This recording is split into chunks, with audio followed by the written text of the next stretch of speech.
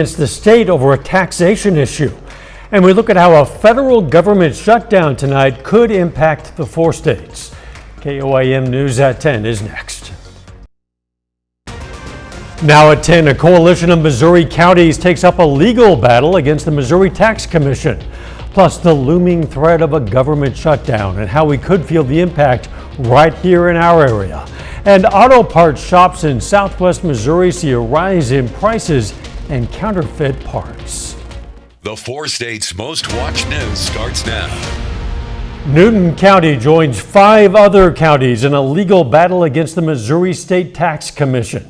This is KOAM News. I'm Dow Quick. This comes after the commission began withholding hundreds of thousands of dollars from counties refusing to comply with its request to raise property values by 10 to 15%. KOAM Samantha Walker breaks down the lawsuit. The Newton County Assessor's Office is one of 80 informed by the Missouri State Tax Commission they were out of compliance with state law. The commission said they needed to raise property assessment values by 10 to 15% across the state. The commission also sent equalization orders to non-compliant counties like Newton, asking assessment officials, the Board of Equalization, and the county clerks to increase their assessments. When the county assessor refused to raise them by that amount, the commission voted to withhold assessment maintenance funds. Now Newton County is joining 5 other counties in a lawsuit against the commission. Court documents state the proposed increases are arbitrary and not based on accurate data and will negatively impact taxpayers' abilities to stay in their homes. It also says the commission's actions are in excess of their statutory authority. The counties are asking the court to block the commission from enforcing the changes and from withholding state funds for noncompliance. KOAM reached out to the State Tax Commission regarding the lawsuit. In a statement, their chief counsel says, contrary to the assertion that the State Tax Commission has exceeded its authority, the commission has taken the action which state law requires it to take in counties that assess property below market value. He says most counties have complied with assessment requirements. For those who have not, state statute requires the commission to withhold assessment funds and to issue equalization orders. The commission says they want property owners to know that assessments are just the first part in the process of setting tax levies. Quote, no matter how much assessments may increase in a single year, Missouri's Hancock Amendment was intended to limit the actual increase of one's property tax bill. Reporting in Newton County, Samantha Walker, KOAM News. A case management conference for the lawsuit is scheduled for November 11th. You can read the full lawsuit on our website, KOAMnewsnow.com. Without a last-second budget agreement, the federal government could shut down in less than an hour. Here in the 4 states, a government shutdown could close the gates at National Historic Sites and parks, furloughing the staff who keep them running. That would mean no tours, no programs, and limited access to the history these sites preserve. And for some, losing access to these spaces carries a deeper impact. Shutdown will be really extremely difficult for me personally, as well as I think the U.S. citizens, because these are, for the most part, free for most people to come into. And, you know, we take away that access to information and about our history and culture. And I think that's extremely saddening to me because we must know our history. Social Security, Medicare, and Medicaid are still distributed during shutdowns, but there could be some slowdowns. Auto repair shops across the region report rising costs for quality parts due to tariffs. Shop owners say they're seeing more counterfeit and low-quality parts that could damage vehicles. As of May 3rd, vehicle parts face reciprocal duties under U.S. Customs and Border Protection rules.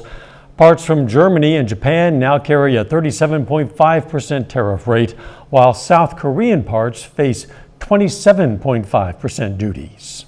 Most of the chips especially, and really it's going to take them time to ramp up if and when we ever do make that here in the States, but all of that is coming from overseas, and these cars will not tolerate poor or lower quality tolerances. So you've got to make sure that whatever you're getting is going to play nice with the car in order to make sure that it's actually fixed. Atwood warns customers about counterfeit parts appearing in legitimate packaging. He says the shortage and higher prices create opportunities for fake parts to enter the market. Congress.gov reports the U.S. imported 8.1 million vehicles worth $249.1 billion in 2024, with most coming from Mexico, the European Union, Japan, South Korea, and Canada. Let's check in with meteorologist Lindsay Gaffney now for our first look at the weather. Temperatures are in the upper 60s now. We're going to continue to see these cooling down to the low 60s. We do still have some clouds overnight tonight. That's going to keep us a couple of degrees warmer at nighttime than it does during the day, kind of the opposite effect. Now, most of the clouds are going to start to clear once we get into Wednesday morning. Temperatures are going to be again in the low 60s for most of us. A couple of us still getting to the upper 50s, Mount Vernon, Pierce City, Neosho, Anderson Grove, Miami. So not too terrible, but unfortunately it's kind of the last time we're going to see cooler temperatures as we head through the rest of the week. These temperatures will continue to rise once we get into the highs of the day, mid to upper 80s on Wednesday, and continuing into the upper 80s for the rest of the week. I'm going to have all those details coming up. See you soon. Coffeyville, Kansas is mourning the death of a teenager, a victim in a crash involving a high-speed chase. It's a follow-up to a crash that occurred last Friday afternoon in Coffeyville at the intersection of East 8th Street and Patterson Boulevard. Authorities now say 15-year-old Serafina O'Connell has died at the hospital from injuries suffered in that crash. Investigators say the crash occurred as police were chasing a northbound Jeep. The chase began in Oklahoma before crossing into Kansas. The Jeep failed to yield at a stoplight and crashed into an SUV, causing both vehicles to overturn. O'Connell was a passenger in that second vehicle. Authorities in Kansas today charged the Jeep driver, Tanisha Mayberry, with murder in the first degree and the commission of a felony. Oklahoma charges against Mayberry include assault and battery on a police officer, endangering others while eluding police, and larceny from a retailer. The passenger in the Jeep, Cortez Watson Jr., is charged with larceny of merchandise from a retailer and obstructing an officer in Oklahoma. He's facing drug-related charges in Kansas. You can find more on this case on our website, koamnewsnow.com. Teens get an education on adulting at the Joplin Public Library. That story's coming up. But up first, future entrepreneurs get to show off their business skills at this year's Lemonade Day. Young entrepreneurs in Girard sold lemonade today at the Girard Farmers Market. It was the finale of a program put on by the K-State Research and Extension's Wildcat District. KOAM's Kenny Foreman shows us how the kids turned lemons and a small bank loan into a successful learning experience. It's Lemonade Day in Girard, Kansas. Over the course of the past month, 13 students from 4th through 6th grade received weekly lessons in entrepreneurship and are putting their skills to the test. We have pretty much let the kids design their own businesses. We've gave them some ideas. But pretty much everybody out here tonight has developed their own business plan, their own stands, and different stuff they want to sell through their stands to make money. With the help of their parents, the kids were able to build their own lemonade stands and add their own input. Girard resident Doug Graham enjoyed watching his daughter Ellie get creative. She also really got excited about putting her little magical twist on it. So for her, she has come up with, as her kind of her gimmick or thing that sets her apart, she has a color-changing potion and magic wand. So you can get your normal lemonade for $1, or if you pay another 75 cents, you get a little magic color-changing kit. Bringing each lemonade stand to life did not happen overnight. Through a partnership with GN Bank, each entrepreneur took out a loan of $25 to fund their stand with the expectation that they would pay it back. For Wildcat District Agent Julie Beeman, not only is it a learning experience for the kids, it's rewarding to see the community come together. This is exciting to see the younger kids get engaged and will hopefully help build that program and help with economic development in the community in the future. So it's just really exciting to see how this community will support kids at this age and then continue to support them as they grow up. In Girard, Kenny Foreman, KOAM News. K-State hosts a youth entrepreneurship challenge at the high school level every year. Beeman hopes to see the kids participate in the future. Oklahoma schools now follow a bell-to-bell no cell phone policy. Prior to the new state law, the policy was no cell phones during class periods specifically. Students were allowed to have them out between classes and during lunchtime, but no more. The assistant principal at Miami High School tells KOAM that the students are socializing again and learning to read body language, and he says he hasn't seen many problems. We haven't seen a huge number, and even probably less than I would have anticipated with the shift with people in the past being able to use it from in between passing periods and those type of things. In the event of a large-scale emergency, the school will make an announcement that the students would be allowed to call their parents. 4-state teens get answers to their biggest college questions. The Joplin Public Library hosted Adulting 101 College Admissions. Tonight's program gave young people a chance to ask big questions and get expert guidance on their college journey. Missouri Southern's admissions counselor helped teens navigate the college enrollment process, essay writing, financial aid options, and choosing a major. So affordability is a big one right now. A lot of our students are looking to graduate debt-free, so they want to know what base tuition is, as well as then scholarships and grants they can get on top of that. We hear a lot as well about being career ready, making sure that they're actually learning the skills they need to go out and get a job, especially if the job market is getting more difficult to break into. The Adulting 101 series was created by the Next Gen Teen Library Council to help local students prepare for life after high school. It's free for students grades 6 through 12. The next Adulting 101 class covers healthy relationships with Katie from the Lafayette House on October 21st. A little bit later, a new head coach means a new start for Labette County's football program. Ryan has details on how the Grizzlies plan to make this a great season. And temperatures are going to continue to warm up through the week. I'll have those details coming up. See us here at 10th and Rangeline in Joplin.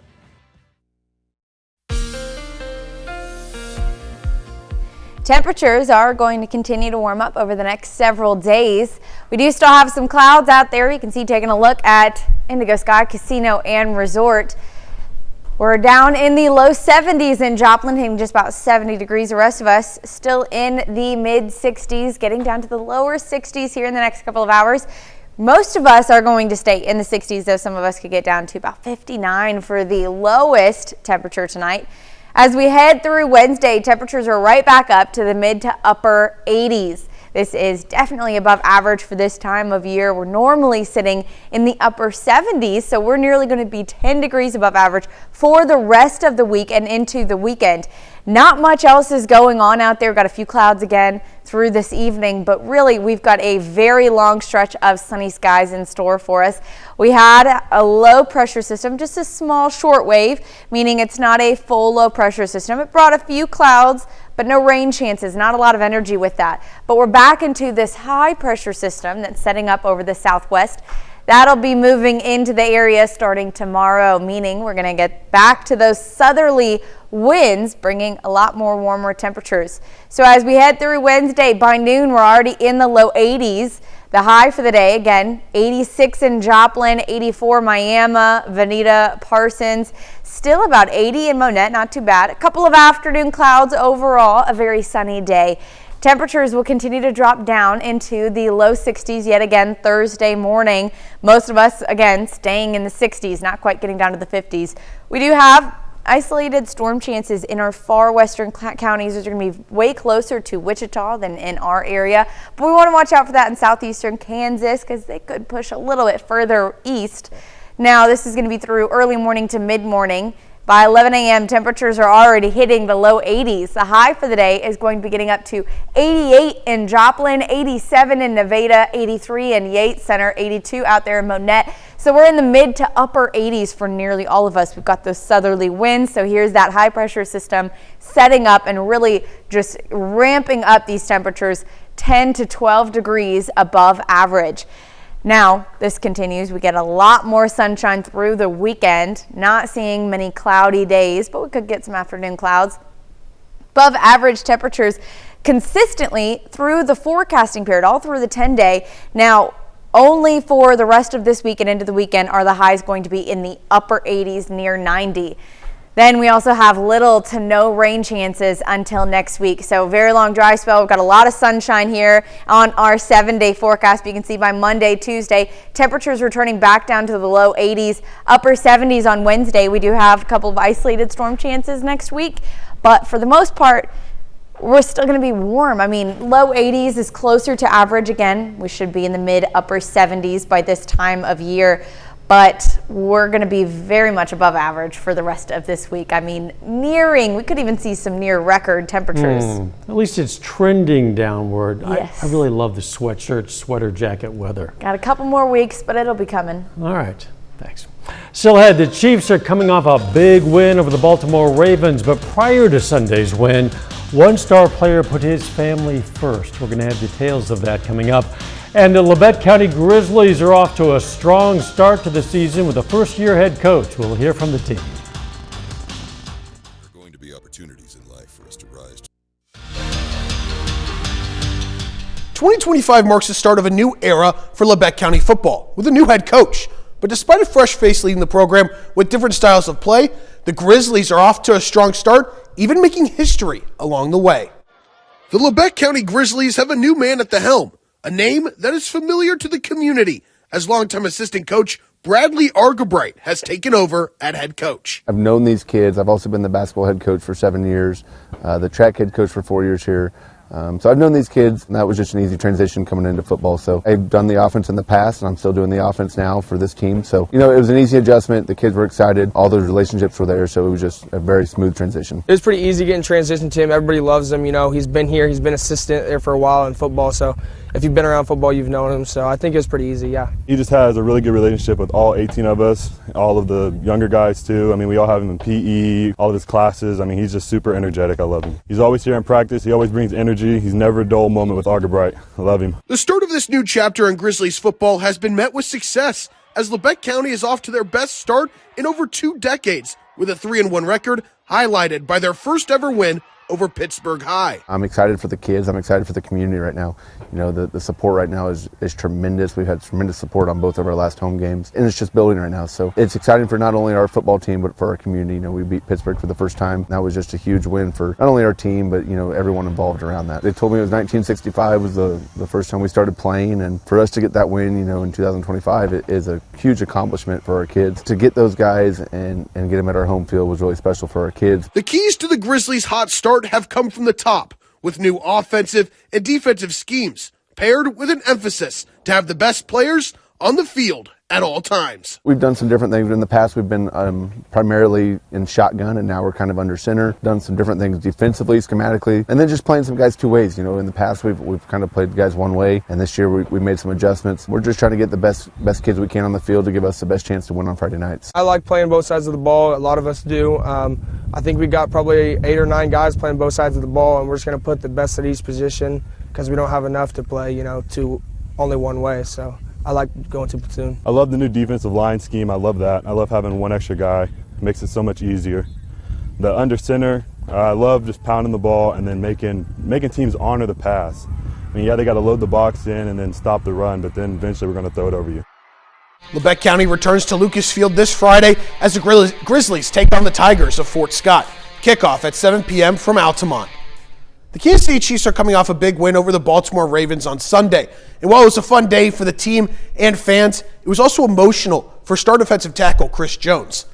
On Saturday, Jones popped up on the injury report with a non-injury related personal matter as he traveled to Mississippi to attend his aunt's funeral. Jones didn't arrive in KC until 2:40 Sunday afternoon, 45 minutes before kickoff. But despite missing warm-ups, he was introduced as a defensive starter and played over 65% of the defensive snaps in the win.